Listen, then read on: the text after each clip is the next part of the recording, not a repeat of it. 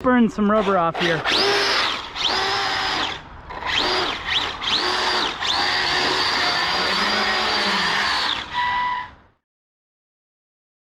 Welcome to this Junior's Gasoline Alley, where today we're talking about my quest for speed with the Arrma Limitless. So if you guys happen to watch the initial video where I unboxed this and talked about the build series, you would know that this is my very first road-going RC car. Or I should say a dedicated road-going RC car. So it was going to be built from the box, relatively basic, or modest I should say, and the goal was to make sure that I could get something reliable, able to hit 100 miles an hour. You know, initially going into this, 100 miles an hour seems like a whole ton of speed, especially when you haven't driven a big 1/7 scale RC on the street before. But it turns out this thing's a lot more stable and easier to drive than I expected, but hitting 100 miles an hour is a lot more difficult than I expected. So in this video, I want to talk about the components and the build that went into this car. I'll talk about the 4 trips that I've had out with it and let you know what I learned. And then finally, I'll show you my fastest speed run, and well, hopefully it went fast enough. So go ahead, stick with me, hit the subscribe, and let me know your thoughts down in the comment section below. To get into the build kit of this Arrma Limitless, first thing I should mention is the build was actually a lot easier than I expected. I've done one build of a Creighton EXB ground up, so I sort of had an idea of what it would be like. And you know, this thing went through real quick, real easy. For a power system, I put in the Spectrum Firma 150 amp ESC and then their 2050 kV motor. I went with a JX servo, the 21 kilogram EcoBoost servo, which ends up having really fast handling for the steering. And then, of course, the tried and true Dumbo RC is what I ended up using for a remote and receiver. And that all went together pretty dang well. Now, once it was together, took it out for my first run at a local defunct Kmart, and I think it was a Shaw's, some sort of grocery store. And there I ended up learning that you need a heck of a lot more room than I expected and a lot smoother surface. So when I went out there, I did some bashing, set this up with a 46 tooth differential in the center, something out of an infraction, and then I had a 20 tooth pinion on it. Now, of course, that was way under geared, but I wanted to see what was going to happen and how it was going to work out. And through a series of trials, one near miss.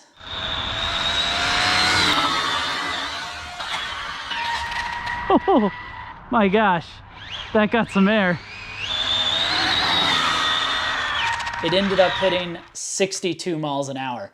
And 62, honestly, is not that bad considering the gearing combination. I then went ahead, brought it back, and decided it was time to up the pinion size. We went up to 25 tooth, took it to my local street that has just been repaved, and it ended up going 78 miles an hour.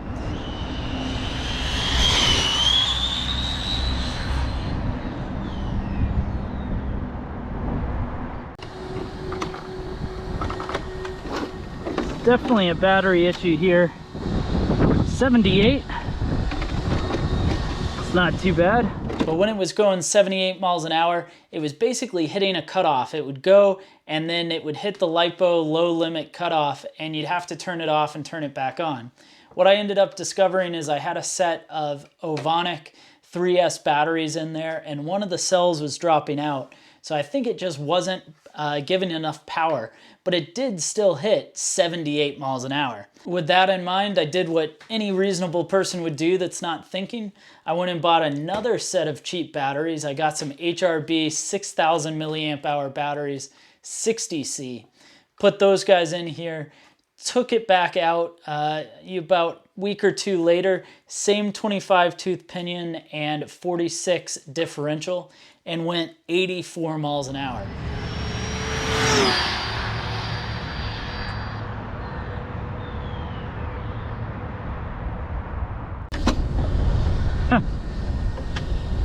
Well, we're gearing out because still we're at 84 miles an hour. Now that's getting pretty peppy, and you know, this thing is way faster and more fun than I expected. I mean, it's like dead straight. It does well. So finally, you know, when I did that, I was gearing limited. You could hear it as it went through, that it would just constant speed right at the top. Motor wasn't getting hot, nothing was happening. It was working out just fine. And so I went back, I swapped out that center diff and put in the spool that came with it. Now a 34 tooth with a 27 tooth pinion. So 34 spur, 27 pinion. Went back out and get that powered up.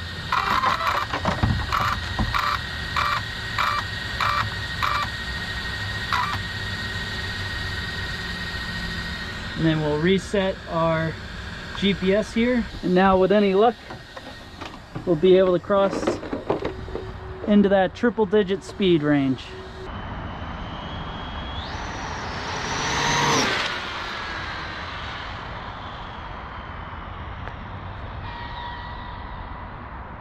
So I'm not sure what happened there, but it seemed to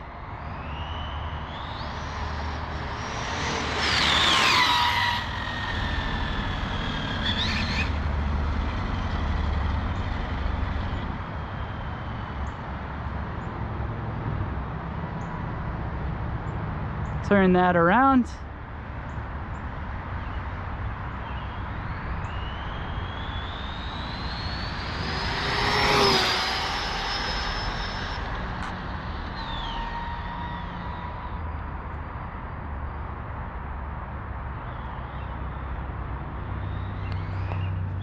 Nobody's coming.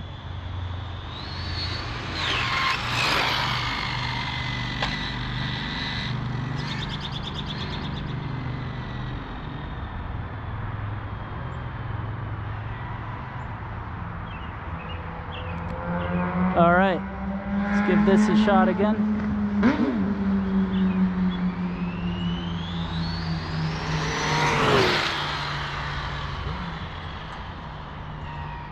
So it's definitely cutting off. I don't know what's dropping out there.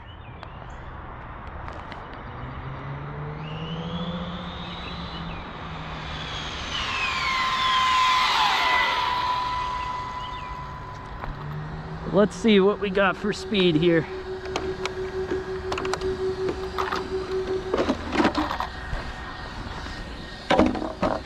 There you go. So we're cutting out somewhere, but running right at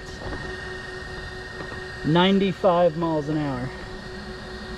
Man, it's frustrating. 95 miles an hour. Yeah, that's right.